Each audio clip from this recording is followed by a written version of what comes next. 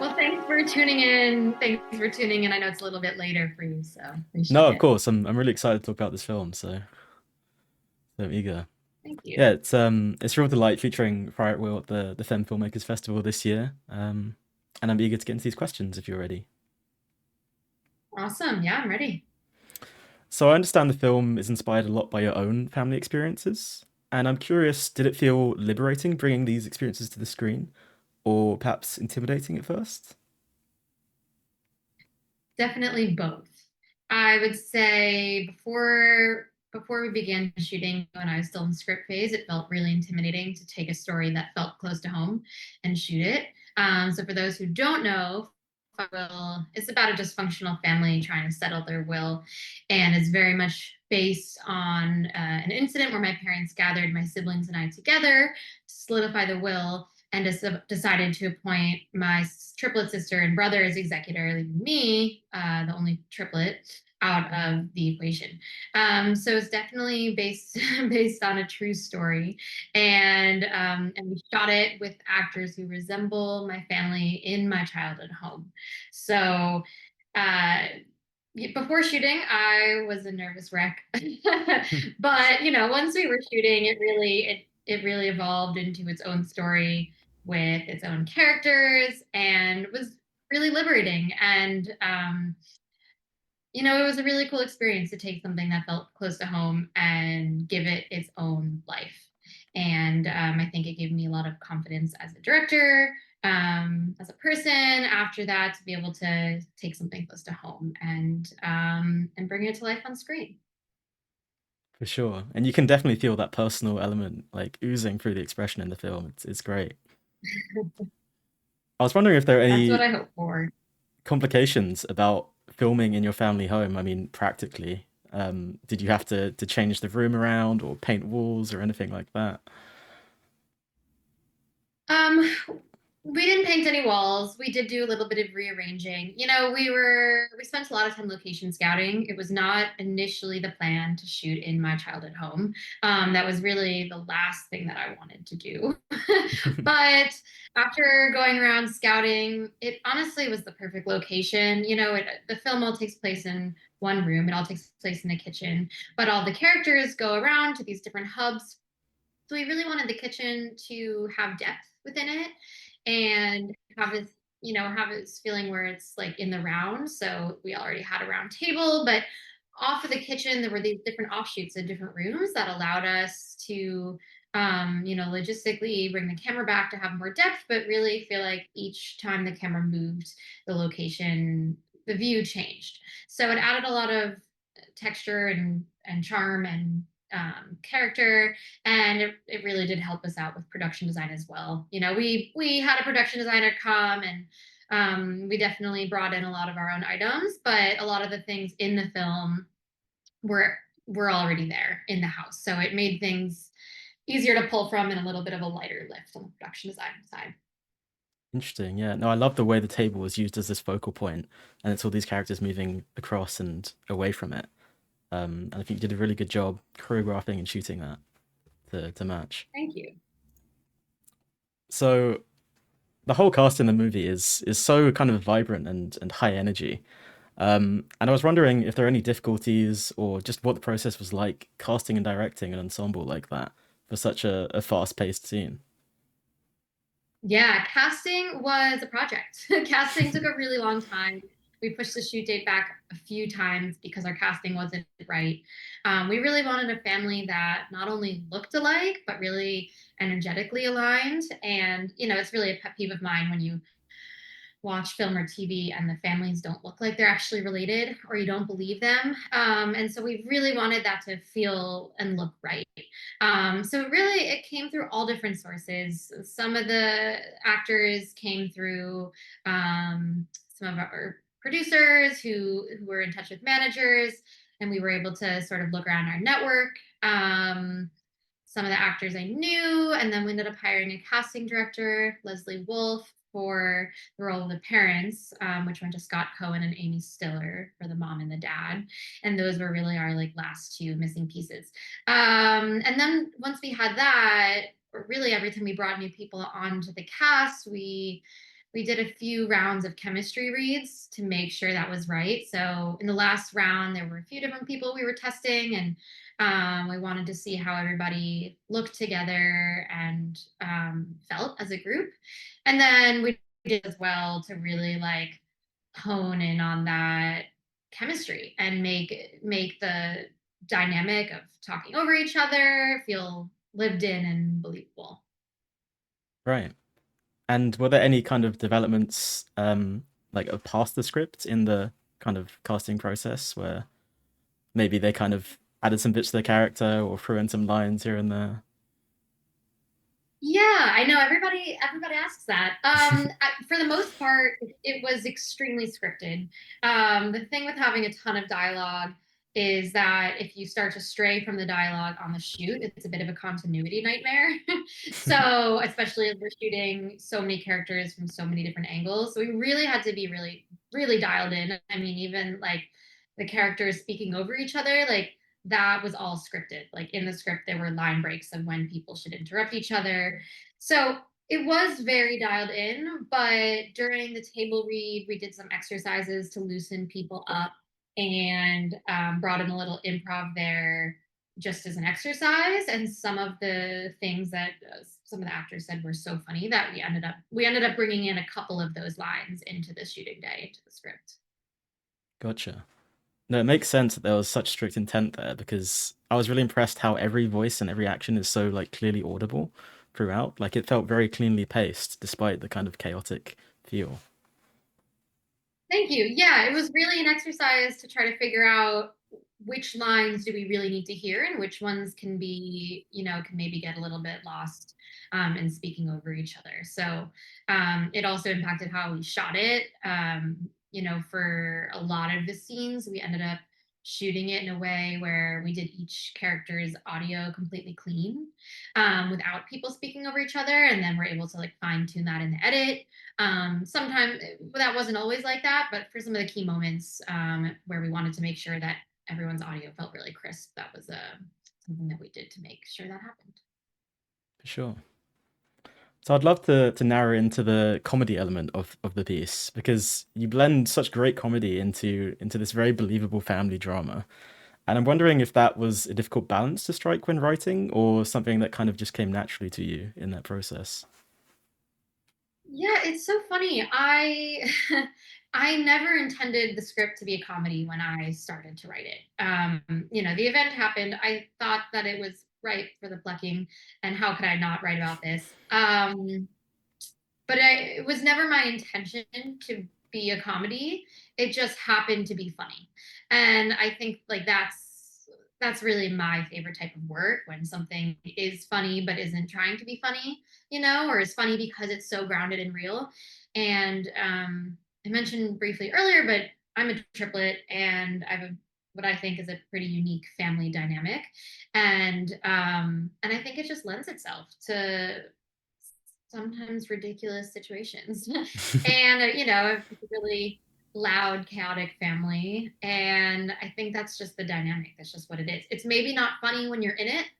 And I think that plays into like, getting performances that feel really grounded and real. Like it's not funny for those characters in that moment, but it's funny as a viewer. So I didn't seek out to write a comedy, but I'm really happy that a lot of it lands and that people laugh while watching it.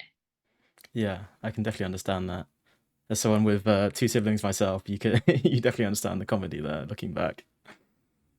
Yeah. And I think all families are like that, whatever your family dynamic is, especially if you have siblings. I mean, um, I think that families are just like ripe for funny, chaotic, messy battlegrounds. It's a different dynamic than you would ever have with friends or relationships. And so I don't know. To me, it feels like there's so much there, no matter where you're from or what your family is like. For sure. I was wondering if you had any major stylistic inspirations for the film. Yeah, good question.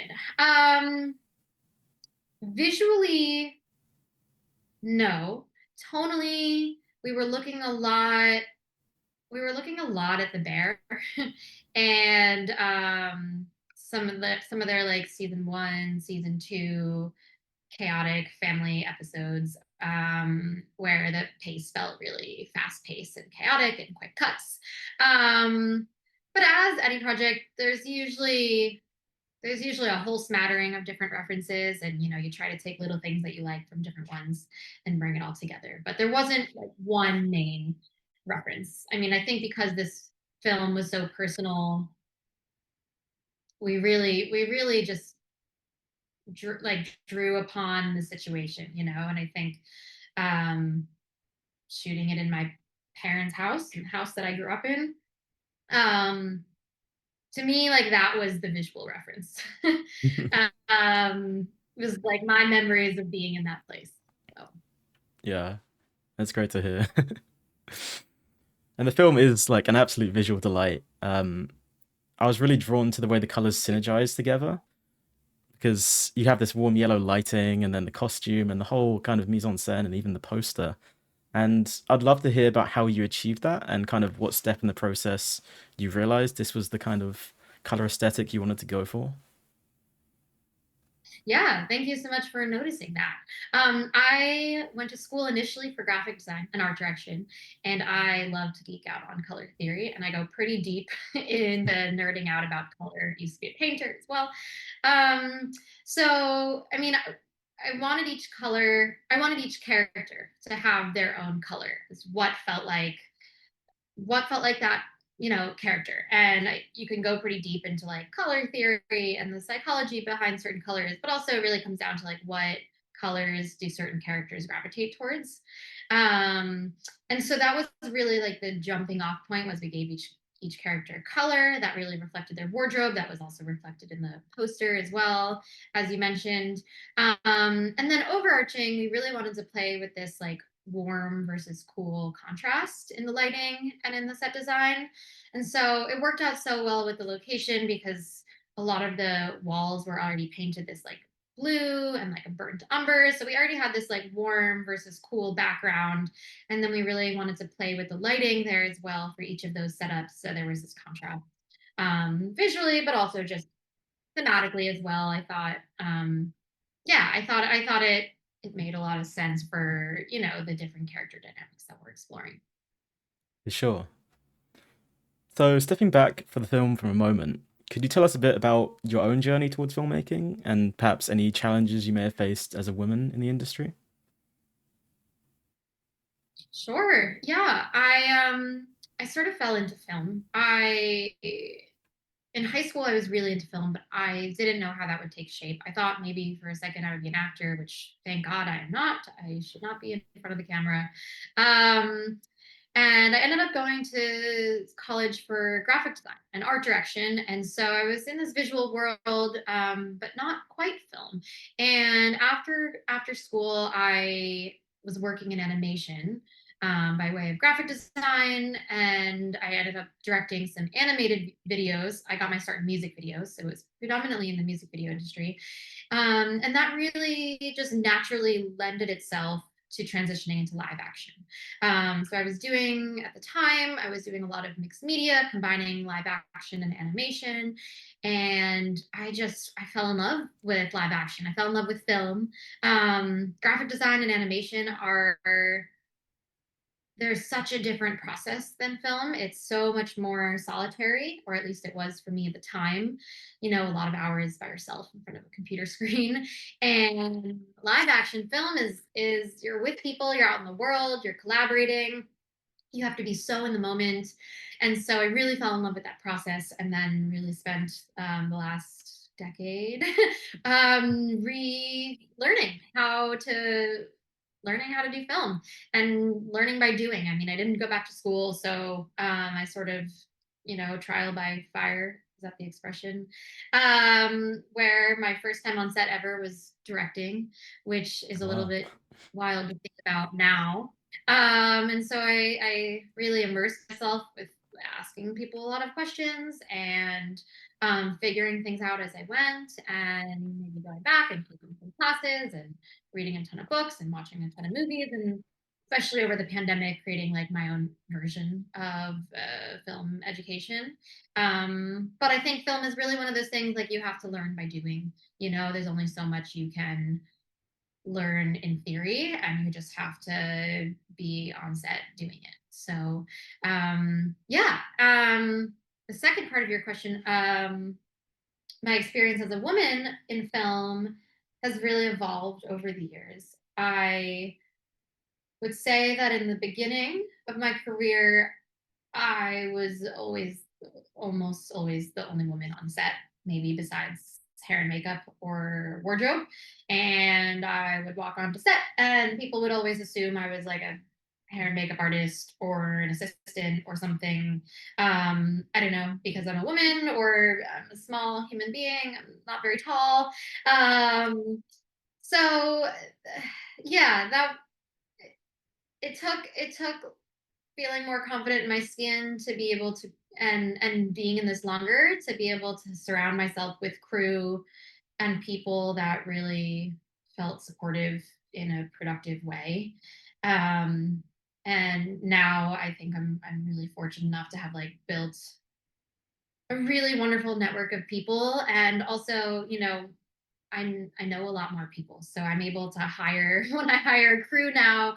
I make a really concerted effort to make sure that crew looks like a lot of different people. And when I was starting out, and was really at the whim of some other individuals, I didn't always have a say in that, or I didn't know any better. So it's really evolved, and yeah, I mean, I hope that sets just continue to get more and more diverse, and not just for women, but for people across the spectrum.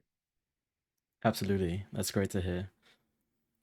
And I can definitely understand what you were saying about your very unique backgrounds into film, talking about how you approach the aesthetics of filmmaking. I think you can definitely see that unique perspective come in into the visuals. It's cool to see. Thank you. Yeah, it's interesting to come into film through animation, because with animation you have to